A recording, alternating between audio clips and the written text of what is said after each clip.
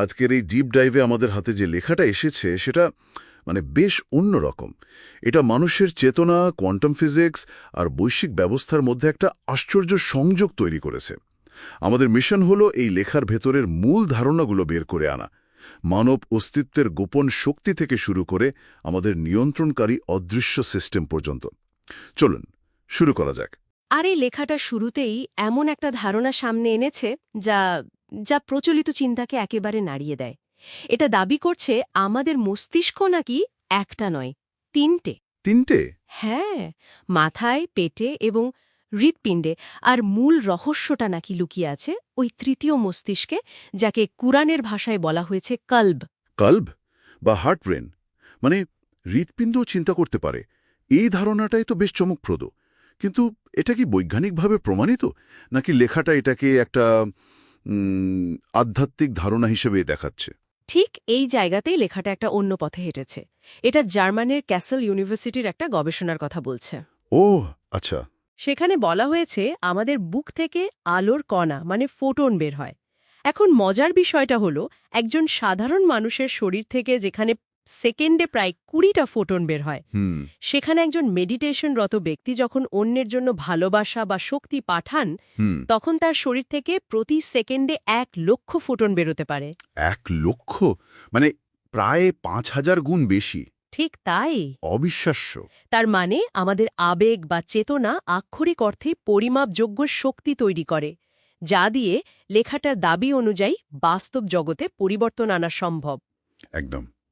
এমনকি রোগ নিরাময় করাও সম্ভব। লেখাটার মূল বক্তব্যই হলো আমাদের ভেতরে একটা অমছং শক্তি, অমছং শক্তি ঘুমিয়ে আছে, যা আমরা হয়তো জানি না। তাহলে তো সবচেয়ে বড় প্রশ্ন এটাই, যদি আমরা প্রত্যেকে এক একটা জীবন্ত পাওয়ার স্টেশন হই, হুম। তাহলে আমরা সেই শক্তি ব্যবহার করতে পারি না কেন? লেখাটা কি বলছে যে এই শক্তিকে ইচ্ছে করে আমাদের কাছ থেকে লুকিয়ে রাখা হয়েছে? একদম ঠিক জায়গায় প্রশ্নটা করেছেন। এখানেই লেখক নিকোলা টেসলার একটা বিখ্যাত উক্তি ব্যবহার করেন। টেসলার উক্তি? হ্যাঁ, টেসলা বলেছিলেন, আমাদের মস্তিষ্ক আসলে এক একটা রিসিভার। আমরা মূল সিস্টেমের কাছ থেকে তথ্য পেয়ে চলে। প্রশ্ন হল, সেই তথ্যটা পাঠাচ্ছে কে?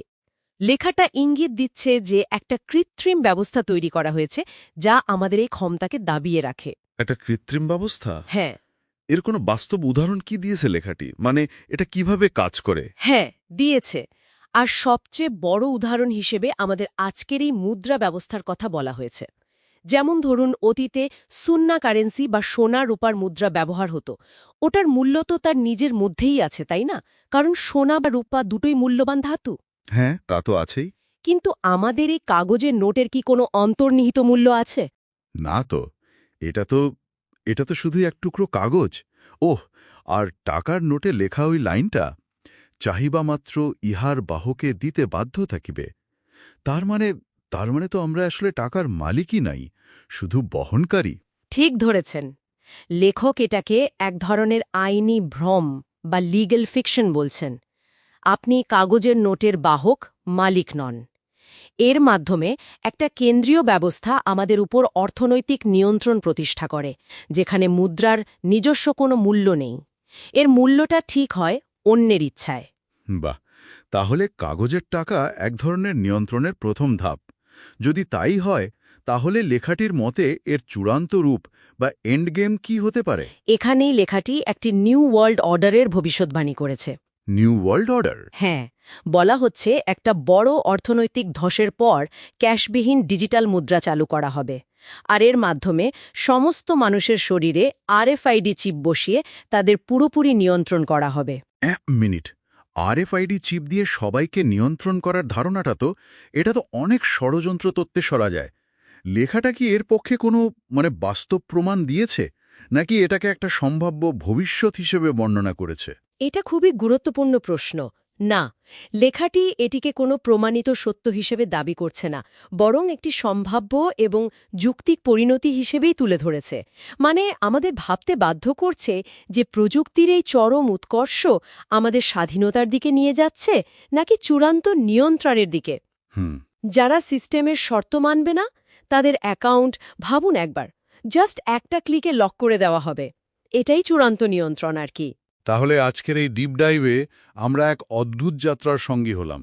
মানুষের হৃদয়ের ভেতর লুকিয়ে থাকা অসীম শক্তি থেকে শুরু করে আমাদের দৈনন্দিন জীবনকে নিয়ন্ত্রণকারী এক অদৃশ্য অর্থনৈতিক জালের ধারণা পর্যন্ত, এই লেখাটা সত্যি আমাদের বাস্তবতাকে নতুন করে প্রশ্ন করতে শেখাচ্ছে। এবং সব শেষে লেখাটি একটি মৌলিক প্রশ্ন রেখে যায়। যদি আমাদের চারপাশের এই বস্তুনিষ্ঠ জগৎ আর আর্থিক ব্যবস্থাগুলো এক ধরনের ইলিউশন বা মায়া হয়, তাহলে সত্যিকারের যুদ্ধটা কোথায় ঘটছে? বাইরে, নাকি আমাদের নিজেদের চেতনার ভেতরে? একদম। প্লেটো থেকে শুরু করে হজরত মোহাম্মদ সাল্লাল্লাহু আলাইহি ওয়াসাল্লাম পর্যন্ত সবাই যে বারবার বলে গেছেন, নিজেকে জানো বা নো দাই সেলফ, এর পেছনের আসল কারণটা হয়তো এটাই।